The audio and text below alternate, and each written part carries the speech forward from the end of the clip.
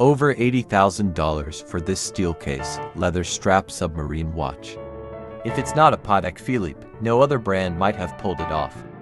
The model is 5726 with its highly intricate annual calendar and moon phase movement is a marvel.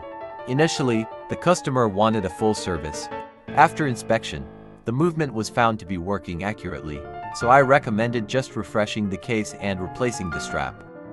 The case, with its complex design of polished and brushed surfaces, requires high skill to handle. Watch the transformation at the end of the video.